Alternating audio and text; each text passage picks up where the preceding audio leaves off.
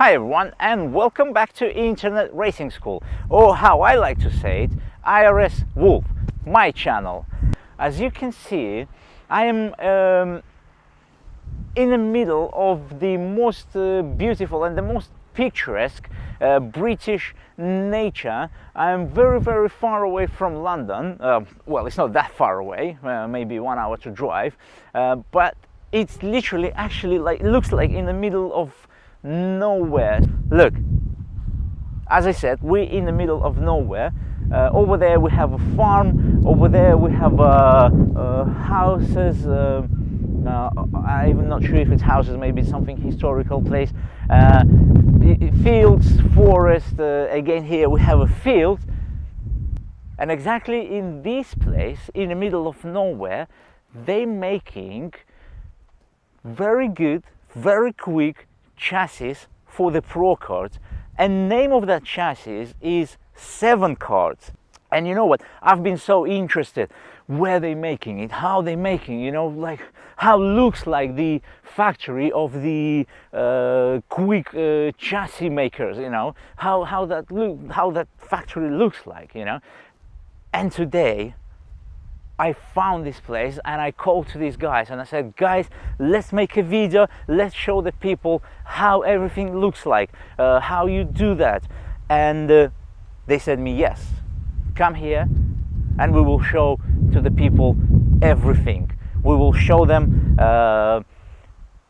how the chassis is made from zero to completely build a chassis. Just behind me, this is the factory of 7Kart chassis for ProKart. Yes, this is not what you're expecting, a huge nice building. You know why I like UK? Because everything in UK, all ideas started from garages like this. If we remember John Cooper, who invented the Mini Coopers, that car started in a garage. They started building them in a garage. If we remember the Bruce McLaren, who started his McLaren cars, it started in a garage, you know. If we remember Colin Chapman, who made the first Formula car with the rear engine, with the engine at the back, behind the driver, that Formula car has been made in a garage, in their own garages. It wasn't a professional tool and equipment, it was their garages. This company is exactly the same. They making their business in their garages, in their own local garages. It's not a big factory, it's not a huge equipment, it's not a... It is here professional equipment, it is, but it's not what we're expecting to see. And this is why I like the UK, because they can make the best things. They can make the quickest chassis, they can make the quickest go-karts, and all that made not on a big investment, all that made on a big enthusiasm. So this is one of that enthusiastic people. So guys, let's go inside and let's see everything what's happening there. I'm really interested. Let's go.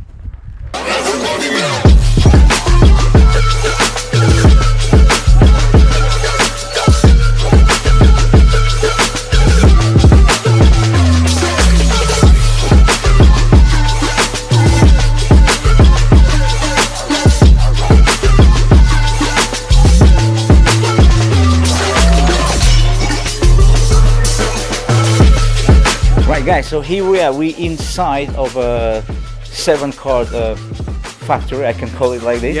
Yeah. And just next to me, can you introduce yourself please? My name's Robert Nurse, I'm the owner of 7Kart. So here we go, we are just next to me, owner of the 7Kart.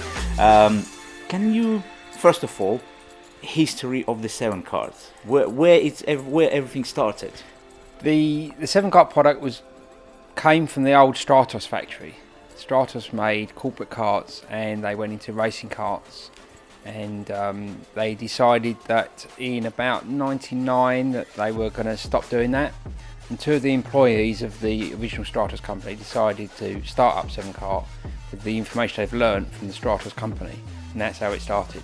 So how long exists the 7Kart company? 7Kart started in the year 2001, the original 7-kart company. 2001. 2000. I took over the ownership in 2007, which is when my history with the company starts. Okay, and your history inside this company, the progress. Can you tell us a little bit? What do you mean? I mean, how the company when you started is that was smaller than today, or No, it's been as bad. Yeah, okay. Well, I took over the company in 2007 with a friend of mine. We took it over as a partnership. It was in a little bit of this. It was a little bit. It hadn't been run very successfully, and it was in a little bit of trouble, which is why we took it over. And we've gradually built it back up to a reasonable size now. It's more successful than it's ever been, but it's only a small business. It's a very bespoke business. We sell about 25 karts a year, which is pretty good going for the pro-karting market. yeah. But it's never going to be a big business, but it's a very successful business. Why is it never going to be big business? The pro-karting market's just not big enough. There's just not enough people out there doing it. How do you think is that going to disappear, or is going to carry on? I vision that the company, pro-karting generally will stay about the size of it is. And that suits us because it kind of works with our setup here. We'd never be able to make hundreds of karts every year. It kind of works the size it is, and I think pro-karting will kind of stay that way. And it's been this size for many years. It fluctuates a little bit. Sometimes it's busier, sometimes it's not so busy. But generally, it's fairly small markets.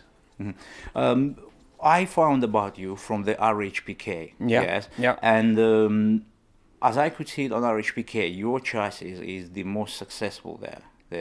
I would say the winning chassis. Yes, definitely. You know? Yeah. How long it take you to become winning chassis, or you started straight away? When I first took over 2007, we came in and there was just a couple of 7-karts on the grid, did reasonably well, and the main chassis down there at the time was Biz karts, because they were fairly local to the circuit, and they had some good representation down there. But I would say within probably 2 to 3 years, we started getting more people making successes, and once you get one person that's successful, someone else thinks, oh, right, let's try a 7-kart, and it's just kind of snowballed from there.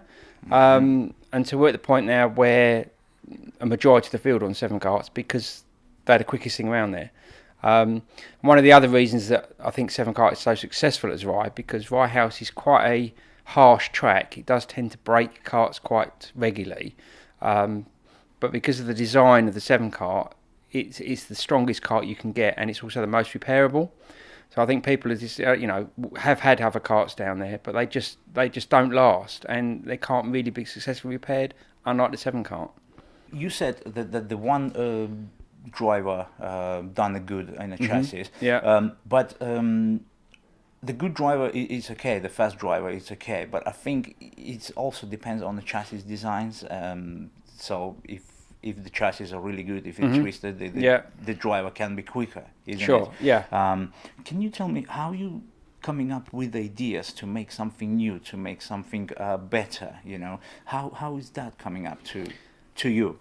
To your brains. What we really do is, we listen to all the drivers that drive 7-karts. They all give a feedback, whether it be good or bad feedback, and we listen to what everybody says. We examine the karts on the track. We see how they behave, see where the time is gained and lost, and then we just come up with a plan to try and build on the weaker areas to bring the areas up to the faster speeds. So it's one of those, you have to just listen to everybody, decide what's needed, and then try and build something to fill that need. And that's what we do. We would build a prototype, we'd test it, try it. If it's not quite what we want, we'd move on, build another one, and again the process starts again until we find something that's improved on what we've got. Because I can see your garage, and it's that new technologies, that computers and everything. So everything built completely on the driver's feedback. Yes, that's right. I mean, we're very old school here. Everything's mechanical, including the welder. So we don't have computer programs. We don't do simulations. It's very much think of an idea, do a sketch, get Malcolm to manufacture it, try it, and see how it goes. So actually, the prototypes, they're taking time. You build it, then you test it. Yep, that's right. Listen for the feedback. Yeah, and if we're happy with it, we'll carry on with it. Sometimes we'll make some small changes to a prototype, which we've done in the past. Other times we have to scrap the whole thing because it fundamentally isn't quite what we want, and then we start again, learning from what we found from that previous one, and we try another one, and the whole process starts again. Mhm. And maybe not correct question, but just to have a rough idea for us, for me, for the viewers, how I'm more than sure it's not every year comes innovations into the chassis. Yeah. No, I mean when we took over, the current model was the Mark II, and it had been in production for 7 or 8 years. The Mark II. When we came in, we spent a year with the Mark II. We then developed a new model, which was the Mark III, and we tend to do it on a sort of 3 to 4 year cycle. So the current model that we're launching for 2019 replaces a 2015 model. So it's a kind of a 3 to 4 year cycle, because you can't make massive jumps in performance because you've got certain, you can only work with what you've got. You've got certain dimensions, certain engine performance, set tyres. So you can't make big chunks of differences. So we have to just work on the small things. So, it's probably a 3 to 4 year process that we will launch a new model. And the other question as well about innovation into the chassis, do you look at the other chassis when people racing the other chassis, and do you pick up the best points from them? We tend to try not to do that because you can very easily lose your focus on what other people are doing. And one of the reasons we tend to do that is because of the way our chassis is manufactured. It's unique in the karting industry. Nobody else makes them with a SIF bronze welding process. So what other chassis do, and the way they behave is not the same as ours, because our chassis has flexibility within the welds, which other chassis don't have. So we have to design around the way we manufacture them. Looking at other chassis doesn't really give us any real help. Okay. And also, as I understand, if let's say I am the driver, I bought from your chassis, and if I feel that something doesn't suit to me, you can work individually for the driver if he asks to change something. Yeah, sure. I mean, we offer a prototype service. If somebody came along with their own design, we can manufacture that. But by the same token, if someone's got a current model and they think something would improve it, we'll quite happily work with them and let them try it. And if it works, it's all good, and we can then, if we need to, incorporate that into future design changes. So, we've got quite a lot of people out there that are almost test drivers for us because they all want to work with us, and they try different bits and pieces, which then helps us in future years when we're developing, new models. Test drivers. As I understand, they're really good drivers. They're really professional drivers. But sometimes if the drivers beginners have some feedbacks, do you take them on board, or you try to be careful with that feedback of the drivers beginners? Well, we tend to listen to obviously the better drivers because they've got much better understanding. But what we also do listen to the lesser drivers because everybody has to start somewhere, and if we can help them along the way with some help or information, we do listen to what people say. And if we find that newcomers are struggling with certain areas, we can look to try and help them with that. And of course, your test drivers can give him some advice. I mean, quite often we will put one of our quicker drivers into other karts and get them to get their feedback, so we can help the lower teams to sort of improve their times. And the RHPK this is the main championship where the 7 karts doing, or the 7 karts involved in the other championships? The 7 karts are in all the championships around the country. There's always 7 karts around in pretty much every championship around. The biggest concentration of 7 karts is definitely at my house, and I think that's partly because it's so successful. It just works very well around there, but also because I support the championship. I'm there every month. I've got my parts with me, and we're local to the circuit. I think that helps people to feel more comfortable with the 7 kart, being that we're so local. Definitely. At my house, I think people feel really confident because the amount of help which I see in there is unbelievable. Yeah. You know, especially from your side, guys. That's right. You know, it's amazing. Yeah, I mean, when you've got a grid of 30 carts down there, and 25 of them are probably 7 carts. Yeah. There's so many people with parts, all sorts of stuff that they can help out with. And when we have problems, people always want to help. And they've always got parts in their hand ready to help other people. And it just makes the whole championship just that much nicer to be involved with. All right. So we can say that Right House, this is your home circuit. Yes. If someone wants to find more information about the 7 cards, everything what they have to do, turn up to one of our HPK rounds or one of the test days. Yep. And actually they can get all information even That's there. right. Yeah, there's so many people there. I say I'm there every month, and we do test days during the month. If anyone wants to come along and spend the day with us, we'll always help out as much as we can.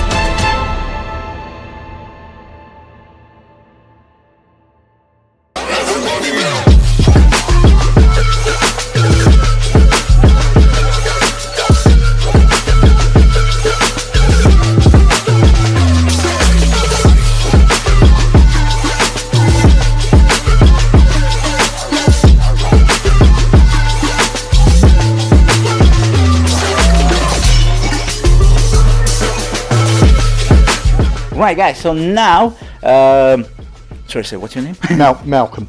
Malcolm. So now Malcolm will take us through the procedure, how we build it, how you build the 7 cards. That's it, yeah. Yeah?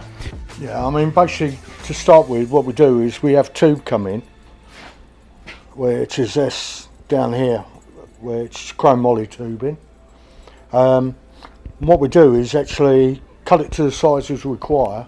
We have like a cutting size list, which I develop when we're doing either a prototype or other types of chassis or whatever. But effectively what it is we're looking at something like this. It starts off like that. So effectively I work out all the parts, what we need and everything else, just so that I can then start manufacturing them. What we do then is cut the material on, obviously we call it a cold saw, set up stops and everything. Once we cut the lengths that we require, We then have to clean it up, which is on a machine over here. What we do is actually clean the tube up on the belt, and then we've got a section underneath that spins the tube through. Once that's been done, we then go over to, if it's a straight tube, we either crop it or we scallop it on this machine here, which we can set all different angles. And we've also got different size rollers, because obviously if you look at a chassis, you've got different dimensions here. It's a bigger size, that's like 40mm opposed to say 32mm. And on other chassis we go down to 28mm on some stuff as well. If it's a straight tube, which I can show you, sort of straight tubes, as you can see, that's being cleaned up from the black finish that's over there, and then actually scalloped on the ends for the angles we require. For bent tubes, such as say the front hoop or the wishbone sections or the outer rails, obviously what we have to do is form it, which we do on a mandrel bender, which is this machine over here. And it's a bit old-fashioned, but it does the job, because it takes quite a bit to form chrome moly tubing. We have tried other forms of machines, but they just weren't able to cope with the bends and everything. So what we do is we set stops up and the angles around that rim now, and that actually forms the tube up to the angle we require, which we have to actually go over that angle, because you get like feedback. It actually goes backwards sort of thing by about 7 degrees sometimes. Once you've done that, it's then brought over, put onto the table obviously to keep it all clean and everything. Now our table, we actually heat it as well, because we find that during colder weather, if you don't heat the table, it ends up, the chassis becomes stiffer because it cools down too quick. So what we do is load the jig up and make sure the heater's on, so that it's above say 14-15 degrees. That way at least all the tube is nice and warm, ready to weld. From that point then we use oxyacetylene with a fluxer unit for sift bronze welding, which gives you the brass. It looks like brazing, but it's actually called sift bronze welding, which not many people do these days, unfortunately. Which is obviously, you've got your gun there, your gas bottles, oxygen and acetylene, and then you've got a fluxer unit down here which uses liquid flux. Excuse me. And then the type of rod we use is a bronze rod, which is called a SIF rod, which then effectively you're using that and you're actually just welding to the chassis for every joint. And as I understand, this material is the strongest. Like it keeps chassis strong. Well, effectively, with SIF bronze welding, you're not actually melting the parent metal. All you're doing is melting the actual bronze, and it's a form of welding where they call it welding, but it's basically it's sticking the whole thing together. Can we show an example on this one? Yeah, on this one, if you have a look at it, you can see like a typical sort of weld, or what we class as a weld, but what it's doing, it's penetrating into the surface, but not actually melting the material that you're welding. So it doesn't bend the material? No, because when we weld them, everything is clamped down. Like all the parts are clamped and held in position, so that we know everything's going to stay straight, everything else. Obviously you do get some movement and that, but we take all that out. Once the chassis is actually built, we take all that out by straightening it all on this table here. So this is after all the This welding. is after all the welding's done, and obviously we have to cut all these in, put all your caster marks on and everything else, so you can set up your caster angles and that of the tracks. Basically this is a chassis that's completed, same as that there, but This is the latest chassis. This is the newest model. This is the newest one. It's called an X9. X9. Yeah. So it's a Mach 4 or it's an X9? It's an X9, basically for the year 19. Oh, got it. Yeah. Whereas the previous one was an XV, Are they? which was designed in 2015. Oh, So we tend to do it to suit the year, and then it's every 3 or 4 years that we'll bring out a new one, and that if we feel that we need to, sort of thing. So in 2019, you're gonna have a bit renovated chassis. I would say they have a bit different. Yeah, I mean, not setups, but a bit different design. Different design. Yeah, I mean this one is for 2019 onwards, which we started manufacturing now because it's close to 2019, obviously. So we can say this chassis is for another 4 This will years. last another 3 to 4 years. 3 to 4 years. Depending on the owner, Rob, whether he decides to change the design at any stage or anything, going on feedback from customers and teams and everything else now. So the design changes, the chassis changes is come from the driver's feedback as well. Yeah, I mean the feedback from the drivers and that helps, basically because they can tell us whether a chassis is either too stiff, too flexible, isn't lasting as long as they'd like it to, or anything else. So all that information goes to Rob, and then Rob comes sees me and says, "Oh, how about doing this?" And he'll bring me his schedules running. What about doing this to it? And we'll go through it and look at it and say, well, yeah, that should work okay. And that way, then what we do over that period of 3 or 4 years, we'll build different prototypes, actually put them out to test with like our own works drivers or whatever, and Rob included as well.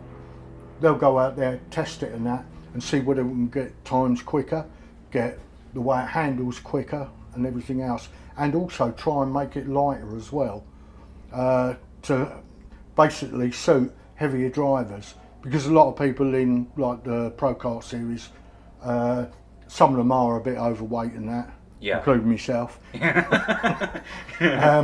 So if I want to too. drive one, yeah, if I want to drive one, you know, I've got to have an XL seat or whatever. But in general, that's the way we go in that. This is the final point. This is the final point here until, obviously, this will be powder coated, and then it goes back to Rob. He will then actually build the car up for the customer and prep it all, get it all ready to go and everything. Danger!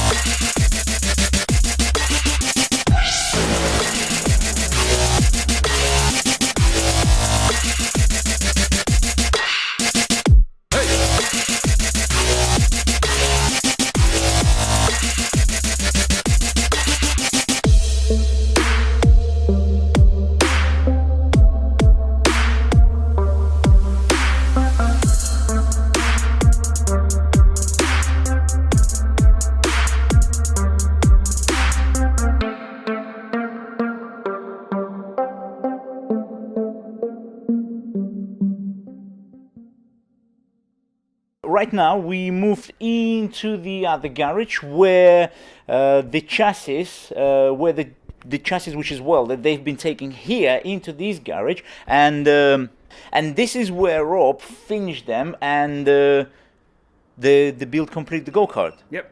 Here we have already completed go-karts, and on the example of this go-kart, you're going to show us how everything happens. So basically the chassis would come back from Malcolm's like this. This is as it comes out the jig, just bare. Well, I'll then take it in for powder coating, and it'll either come back as a clear coat, which is what this one is, or if people specify colours, we can do any sort of colour we like. So the frame itself would come back looking like this. We put it on this table, which is was designed to help me build them, and we basically then just go through the assembly process. The first job we do is to build the rear axle in. So if you look at the rear axle, first job we do is put all the bearings in, put all the components onto the axle, fit the braking system. Once we've done all that, we then move around to the front end of the cart. We then put the yokes on there, the steering column, the fuel tank will go in, and the front bumper will go on there. And once we've done that, we then move on to fit the seat, and then the bodywork and steering wheel. It all goes on, the pedals are all put on, and once we've completed that, the next phase, if people have supplied or want me to supply engines, we will then fit the engines, connect them all up, run them up, make sure they're all working, make sure everything's aligned, and that's the final production. The final job is finished. And after that, you take it for the testing. If it's a customer's cart, we will just supply it to the customer. If they wish to go test us to come along testing with them, we will do that and give them some help and advice. But most people, when they get to the phase of buying a brand new cart, have been doing it a while, they can tend to know what they're doing, and they just get on with it. So the process, the welding of the chassis takes 14 hours. 14 hours. 14 hours he spends just welding the chassis up. It then takes me between a day and day and a half to take it from the bare chassis to a complete cart that you see here. So actually we can say that 3 days, the one chassis. Yeah. And Plus, you've also got to include the tube work, because the welding, the 14 hours, doesn't include all the fabrication of the tube work. So you probably got, we do it in batches of 10, but you probably got half a day's worth of tube work. So you're looking at probably 4 days. 4 days of work like to go from those flat pieces of tube that we saw at the workshop to what you see here now. And can you give a rough idea? Yeah, because as I understand, customer can get the cart without engines. Yes, he can get engines by himself. Yeah, that's right. And can I ask who provides the engine? Is that RPM? We supply RPM engines. RPM engines. So 7Kart has always traditionally been RPM dealers and agents, so we always supply RPM engines.